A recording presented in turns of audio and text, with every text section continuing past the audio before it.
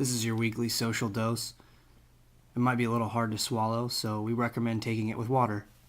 Hey, Dallas J. Moyer with your weekly social dose. On Social Republic, we're continuing our week. We're at 28, which is good. And we're talking about branding again, lesson 4. And we're talking about education, engagement, and community. I had to make some notes, make sure I hit all the points we wanted to talk about today. I wanted to break this down into 3 short little blips. It's important stuff. I thought we should go over it because I think that there's a miscommunication and a disconnect. And I think it's good that we get that all taken care of now, because moving forward we want to make sure we have the best understanding possible. So we'll start off with education. And a lot of people think that education is your advertising, and to a degree that's true. It typically more involves your products and services and your features and benefits. I think if you're educating your clientele or your consumers or even your customers, it really shouldn't be your advertising. It should be your story. It should be the who, the what, and the why about your brand, because you can educate people on why you're in business, how you do business, and where the benefits may be for them in doing business with you. These are the things that are important when it comes to education.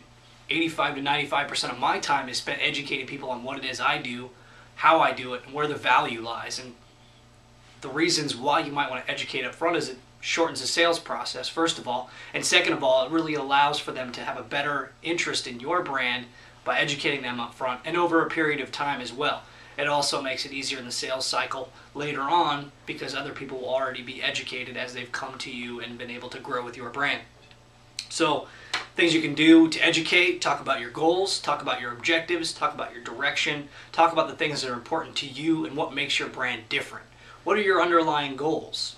What is your bottom line? Why are you in business, and how can you help others?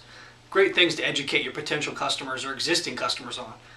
Jumping into engagement, another thing that sometimes we just kind of miss a little bit. And we don't always need to focus on the numbers. I see all the time on social media with like Twitter and Facebook talking about, we can get you so many likes, we can get you so many followers. Well, this is all great, but we can sit down and create 10,000 accounts tomorrow.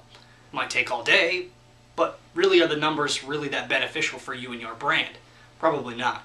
It's about active participants, people that are actually engaged in what you're doing, that are commenting on what you're doing, that want to be part of your brand and want to be part of your success. So while we need to focus on the relationship, if we've got 10,000 followers, how are we going to engage with all of them anyway? Might as well hire somebody else to run your business, because you're going to spend more of your time engaging with those 10,000 people.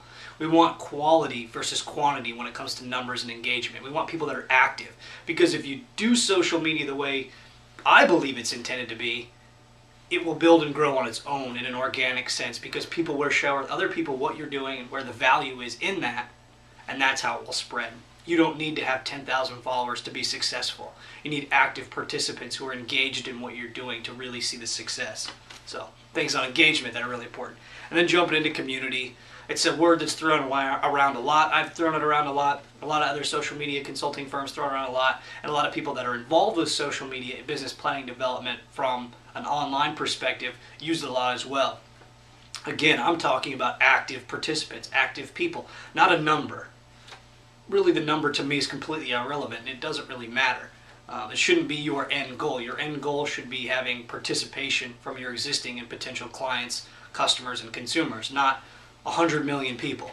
It's kind of a big goal, and really there's no underlying thing that says it's going to be beneficial for you later down the line. So building, creating a community is to help build and extend and grow your brand. It's awareness, it's equity, it's engagement, it's important. And allow your community to help. You see businesses out there that are offering products and services, and this group of people would always come there because the products are great. And this group's never going to go there to buy those services because they don't need them, because they're overpriced, because they go somewhere else. Listening to your community and being able to grow as a business, to build your brand, and be able to maybe not offer the things that they don't need, but offer the things they do. And when you learn those things, you can focus on more what's important to them and get really polished at what they need and want versus what you assume and think they might. So ask them what's important to them. It can really help. The other thing is too, a lot of people don't think about it like this, but I think it's important that you can create loyalty with a community by offering ownership. Yeah, you can. You want to create loyalty, offer ownership. And that's in your success, not dollars. That's not stock. That's not a part-time job. That's ownership in the success of what you're doing. People like to be part of that. People like to be part of things bigger than they are. So if you offer them that, it will create loyalty. And it's not a stick it down their throat kind of thing. It's not a buy this and we'll give you 10% off, or be part of us and we'll give you this. There's no transactions because they want to. That's where we get those active participants in your community that are engaged, that really care about what you're doing. So, things to think about. Recap. Education. It's not your advertising. Engagement. Quality versus quantity. And remember, if you bring in 10,000 people, it's going to be hard to build relationships with all of them. Not to say that 10,000 people is bad, because it's great. Just realize you're going to have to spend more time actively engaging with those people as well. Or you should. I would. And then community. You want active people. You're there to build relationships, grow, learn from what they're telling you, and also create loyalty by offering ownership in your brand or your business. So this is Dallas J. Moore with your weekly social dose. Social Public, hope you guys have a great Thanksgiving. We'll see you next week. Thanks for watching.